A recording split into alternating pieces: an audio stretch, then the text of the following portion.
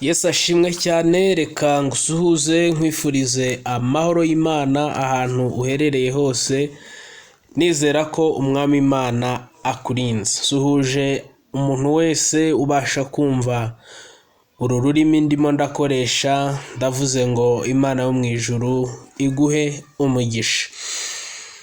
Twahisemo uburyo ubwo ari bwo bwose kugira ngo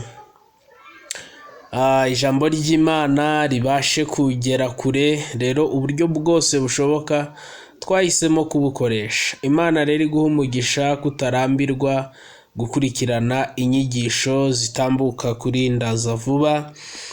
Imana ikugirire neza. Uyu munsi turasoma mu gitabo cy'Itangiriro igice cya 41, turahera ku murongo wa 37. Muri kumwe na Iranzi Alfred. Murongo wa 37 w'igitabo cy'Itangiriro, Bibiliya iravuze ngo iyo nama inezeza Farawo n'abagaragu be bose. Farawo abaza abagaragu bati, tuzabona hehe umuntu umeze nk'uyu urimo umwuka w'Imana? Farawo abwira Yosefu ati, kuko Imana ikweretse ibyo byose, nta wundi munyabwenge w'umuhanga muhwanye. Nguhaye gutwara urugo rwanjye, kandi abantu banjye bose bazumvire icyo utegetse. Dukomeze. Ku ntebe yanjye y'ubwami yonyine nzagusumba. Farawo abwira Yosefu ati, dore nkweguriye igihugu cya Egiputa cyose. Farawo yiyambura impeta iriho ikimenyetso ku rutoki, yo ku rutoki rwe, ayambika Yosefu ku rutoki. Amwambika imyenda y'ibitare byiza, amwambika n'umukufi w'izahabu mu ijosi. Yesu ashimwe cyane. Nifuje uyu munsi kukubwira iri jambo rivuga ngo umuntu ashobora kujya mu kibazo kubera umuntu wamuvuze nabi, ariko ashobora no kukivamo kubera undi muntu wamuvuze neza. Uyu Yosefu dusomye, abakunda gusoma Bibiliya murabizi ko ari umwe mu bana ba Yakobo.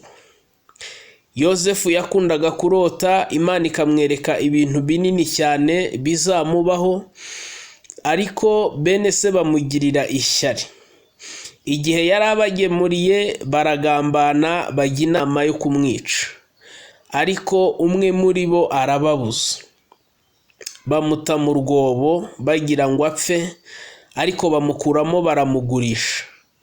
Abamuguze nabo baragiye baramugurisha. Yisanga ari mu rugo rwo kwa Potifari. Potifari wari umusirikare. Hanyuma yisanze ari kwa Potifari.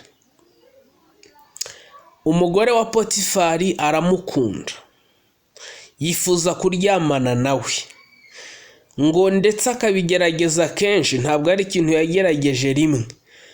Muka Potifari yatangije ubushugamami, ariko Yosefu aranga. Amaze kwanga igihe kimwe, muka Potifari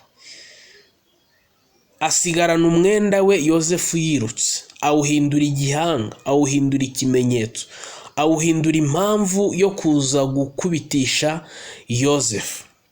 Byashyize Yosefu mu nzu y'imbohe, baramufunga, ariko mu by'ukuri yaziraga ubusa. Umugore wa Potifari yamuvuze nabi, aramuharabika, amusiga icyasha, amusiga icyaha, bituma Yosefu bimuviramo gufungwa. Ariko ageze muri gereza, abakozi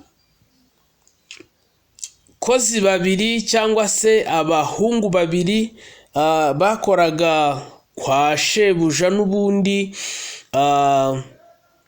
wa Potifari, ari we Farawo baza gukora ibyaha barafungwa. Bamaze gufungwa bagezemo ngo barota inzozi. Umwe yateguraga imitsima y'ubwami, undi agategura vino. Barota inzozi, inzozi zirabacanga.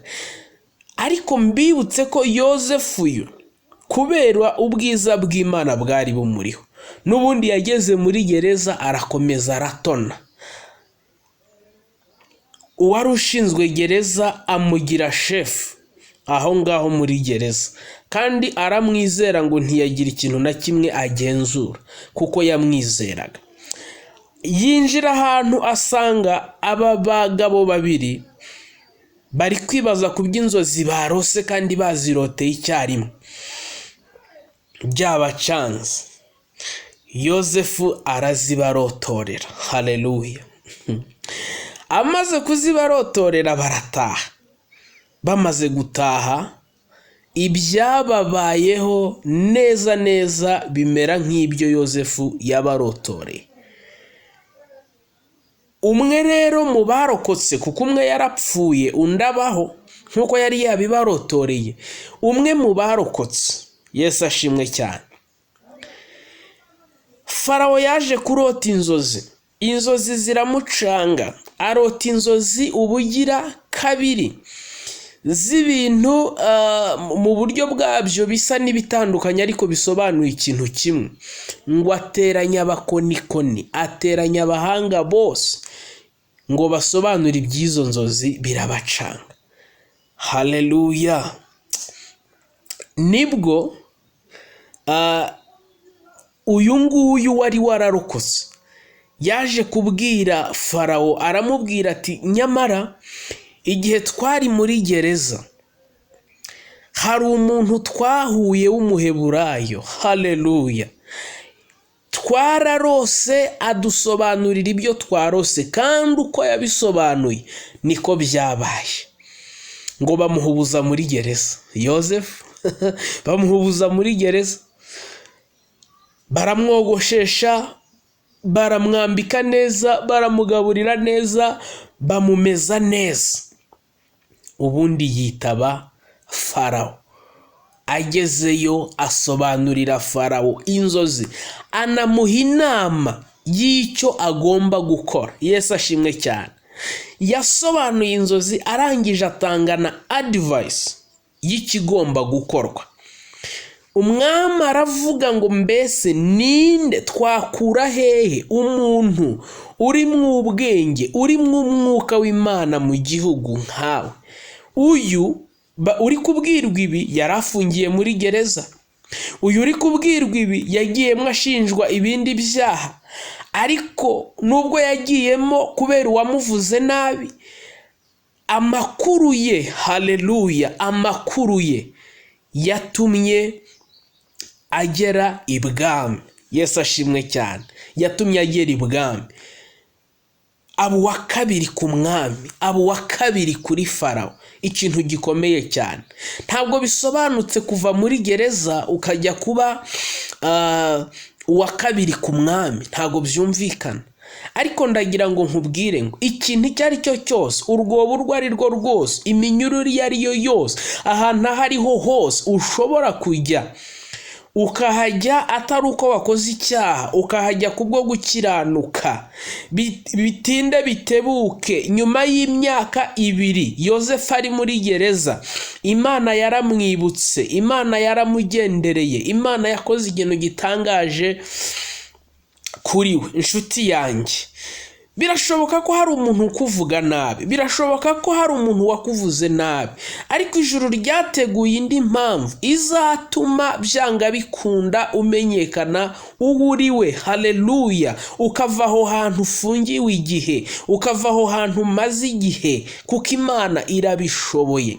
Imana ikugirire neza, Imana igusange muri iyo situation, Imana igusanga aho hantu uri, wagiye ibyo bibazo urimo wagiyemo wabigiyemo atari uko wapagaye, atari uko wakoze icyaha, ahubwo kuko wanze gukora icyaha hanyuma bikakujyana muri icyo kibazo. Haleluya! Imana igusangeyo, iguhurizeyo n'umuntu uzavuga amakuru yawe, iguhurizeyo n'umuntu uzavuga ibyawe, ibyiza byawe, maze ugatabarwa nijoro. Imana ikugirire neza. Urakoze gukurikira, urakoze gufata uyu mwanya wawe. Iri jambo rikurememo imbaraga, iri jambo rigiraho rigukura naho rikugeza. Shalom, shalom, shalom.